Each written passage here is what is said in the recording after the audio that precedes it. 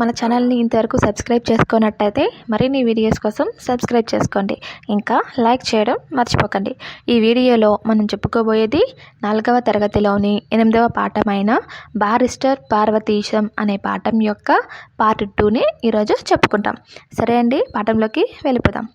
పిల్లలు, ఇప్పుడు అందరూ మనం చదవడం, వ్యక్తపరచడం అనే అంశం గురించి తెలుసుకుందాం. సరేనా? సరే, అందులో కింది పేరా చదివి ప్రశ్నలకు జవాబులు చెప్పండి. పిల్లలు, ఇక్కడ ఒక పేరా ఇచ్చారు. ఆ పేరాను చదివి కింద ప్రశ్నలు ఉన్నాయి. ఆ ప్రశ్నలకు మనం జవాబులు రాసేద్దాం. సరేనా? సరే, అయితే ఇప్పుడు నేను పేరా చదువుతున్నాను, వినండి. ఇంగ్లాండ్ ప్రయాణానికి తీసుకువెళ్ళవలసిన సామాగ్రి గురించి ఆలోచించాను. కావలసిన సామాన్ల జాబితా రాసుకున్నాను. దంతధావనానికి 10 కచ్చికల పొడుము, నాలిక గీసుకోవడానికి తాటాకు ముక్కలు, తలకు రాసుకోవడానికి కొబ్బరి నూనె, తుడుచుకోవడానికి 2 అంగవస్త్రాలు, దేశవాళీ దువ్వెన, బొట్టు పెట్టుకోవడానికి కొబ్బరి చిప్పలో కొంచెం చాదు, నీళ్లు తాగడానికి మరచెంబు, రొట్టెలు కాల్చుకోవడానికి గోధుమ పిండి, నెయ్యి, కిరసనాయిలు, స్టవ్వు, అట్ల పెనము, ఆవకాయ, పడుకోవడానికి నరసారావుపేట మడత మంచం, బొంత, నారింజ పండు శాలువ, తుంగచాప చాలా అవసరమని కొన్నాను. పిల్లలు, ఇప్పుడు ఈ పేరా చదివేశాం కదా. ఇప్పుడు ఈ పేరా కింద ఉన్న ప్రశ్నలకు జవాబులు రాసేద్దాం. సరేనా? సరే, మొదటి ప్రశ్న, అంగవస్త్రాలు అంటే ఏమిటి? పిల్లలు, అంగవస్త్రాలు అంటే ఏమిటి? అంటే అంగవస్త్రాలు అంటే తువ్వాలు అని అర్థం. సరే, రెండవ ప్రశ్న, ఇంగ్లాండ్ వెళ్ళటానికి పార్వతీశం ఏమేమి కొన్నాడు? పిల్లలు, ఇంగ్లాండ్ వెళ్ళటానికి పార్వతీశం ఏమేమి కొన్నాడు చెప్పండి.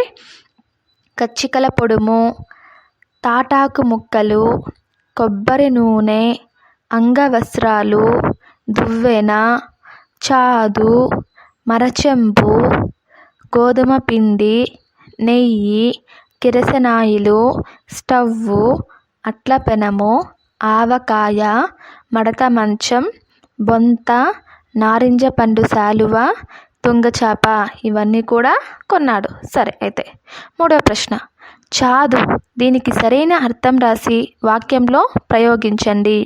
పిల్లలు, చాదు అంటే అర్థం ఏమి? చాదు అంటే అర్థం రాసి దాన్ని సొంత వాక్యంలో రాయాలి. రాసేద్దామా? సరే, చాదు అంటే పిండితో తయారు చేసిన బొట్టు. ఏం పిల్లలు? పిండితో తయారు చేసిన బొట్టు. చిన్న పిల్లలకు కాటుక చాదు పెడతారు. సరే, ఇప్పుడు మరొక అంశం, అదేమంటే తప్పు ఒప్పులను గుర్తించండి. పిల్లలు, ఈ పేరాకు సంబంధించే ఇక్కడ ప్రశ్నలు ఇచ్చారు. వాటికి మనం తప్పొప్పులు గుర్తించాలి. సరేనా? సరే, మొదటి ప్రశ్న, పార్వతీశం ప్యారిస్ వెళ్ళాలనుకున్నాడు. పిల్లలు, పార్వతీశం ప్యారిస్ వెళ్ళాలనుకున్నాడా? కాదు, ఇది తప్పు. ఇంకెక్కడికి వెళ్ళాలనుకున్నారు? ఇంగ్లాండ్, కాబట్టి ఇది తప్పు.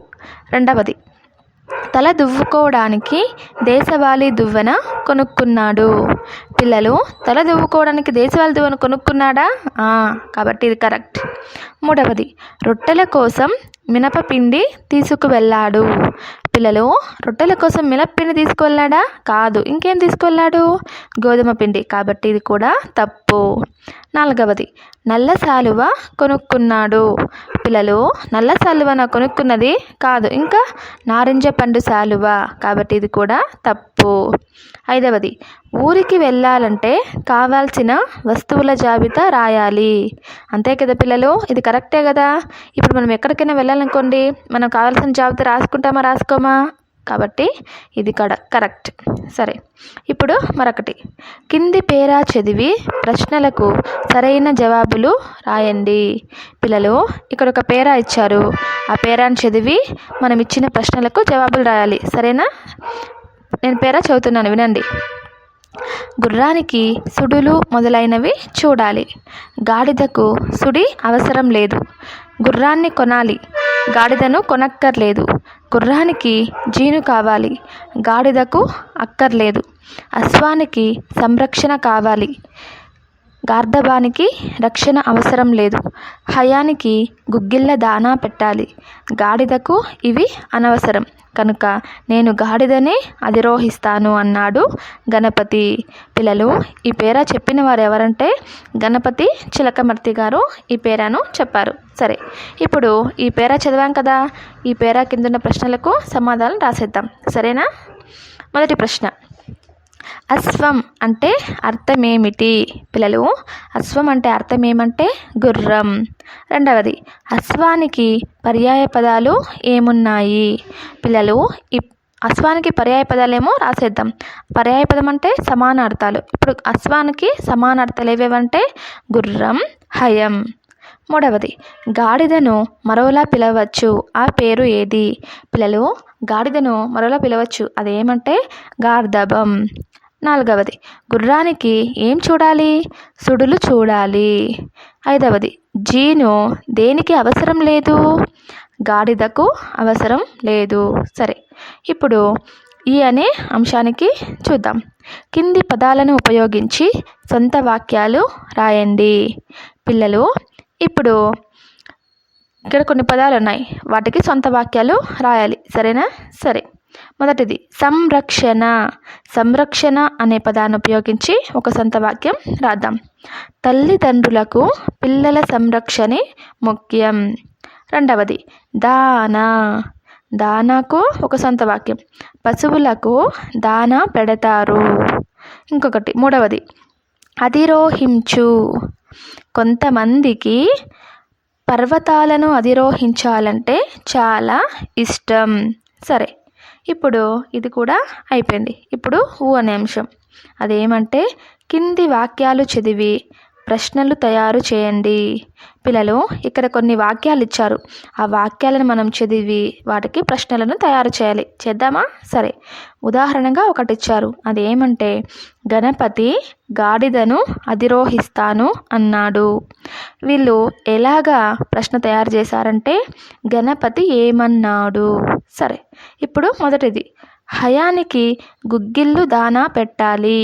పిల్లలు, ఇప్పుడు ఇక్కడ ఒక వాక్యం ఇచ్చారు కదా, ఆ వాక్యానికి సంబంధించి మనం ఒక ప్రశ్న తయారు చేద్దాం. సరేనా? హయానికి ఏమి పెట్టాలి కాబట్టి ఇదొక ప్రశ్న. రెండవది, హయము అంటే అర్థం గుర్రం. ఇప్పుడు మనం ప్రశ్న రాద్దాం. గుర్రానికి మరొక అర్థం ఏమిటి? మూడవది, అశ్వానికి సంరక్షణ కావాలి. ఈ వాక్యానికి మనం ప్రశ్న రాద్దాం. దేనికి సంరక్షణ అవసరం? నాలుగవది, నేను గాడిదనే అధిరోహిస్తాను. దీనికి ప్రశ్న రాద్దాం. గాడిదను నేను అధిరోహిస్తానా అనే ప్రశ్నలు రాసేసాం. ఇప్పుడు మరొకటి ఊ అనే అంశం. కింది పేరా చదివి పట్టిక పూరించండి. పిల్లలు, ఇక్కడ ఒక పేరా ఇచ్చారు, ఆ పేరాను చదివి పట్టికను పూరించాలి. సరేనా? ఇప్పుడు ఈ పేరా ఏం గురించి అంటే నక్షత్రాలు, రాసులు, కార్తెలు. ఇప్పుడు మనం వీటి గురించి అంతా తెలుసుకుందాం. సరేనా? సరే, రోహిణి కార్త ఎండకు రోళ్ళు పగులుతాయి అన్నావు కదా అవ్వా, అంటే ఏమిటి? మాయమ్మే, ఎంత చల్లగా అడిగినావే. ఎండకి వీపులు పగిలిపోవడంలా, నెత్త మాడిపోవడంలా, అదేనే మనవరాలా అంది అవ్వ. అసలు కార్తెలంటే ఏమిటవ్వా? 27 నక్షత్రాలు తెలుసు కదా, అవేమంటే అశ్విని, భరణి, కృత్తిక, రోహిణి, మృగశిర, ఆరుద్ర, పునర్వసు, పుష్యమి, ఆశ్లేష, మఖ, పుబ్బ, దీన్ని ఏమంటామంటే పూర్వ పల్గుని, ఉత్తర, దీన్ని ఉత్తర పల్గుని, హస్త, చిత్త, స్వాతి, విశాఖ, అనురాధ, జ్యేష్ఠ, మూల, పూర్వాషాఢ, ఉత్తరాషాఢ, శ్రవణం, ధనిష్ట, శతభిషం, భాద్ర, ఉత్తరాభాద్ర, రేవతి. ఇవన్నీ 27 నక్షత్రాలు. ఒక్కొక్క నక్షత్రానికి 4 పాదాలు చొప్పున 27 నక్షత్రాలకు 108 పాదాలని, వాటిని 9 పాదాలకు ఒక రాశి చొప్పున 12 రాసులుగా మన పెద్దలు విభజించారు. ఇప్పుడు రాశులంటే 12 రాశుల గురించి తెలుసుకుందాం.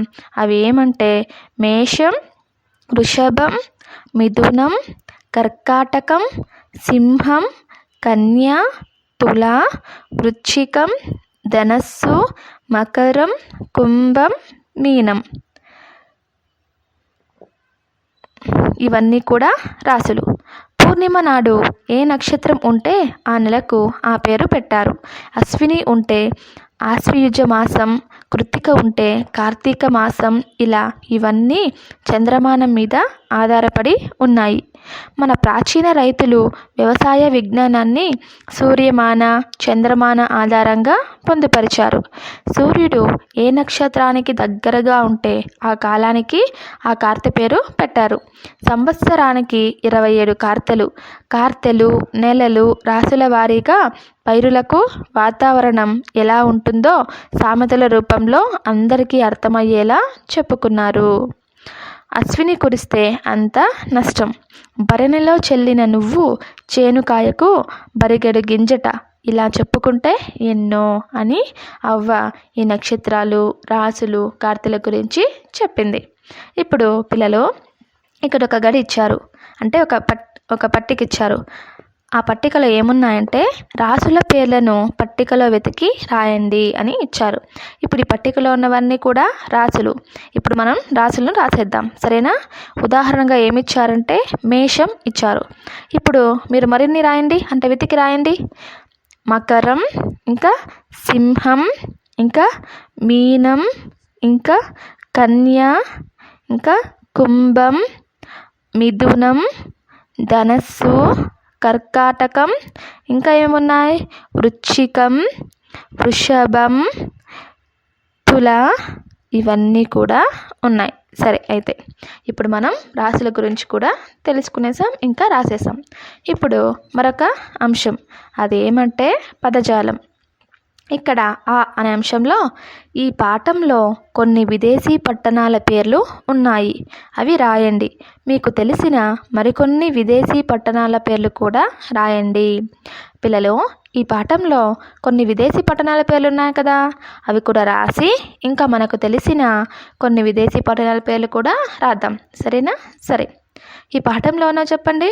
ఇంగ్లాండు, కొలంబో, మార్సెల్స్ మనకు తెలిసినటివి.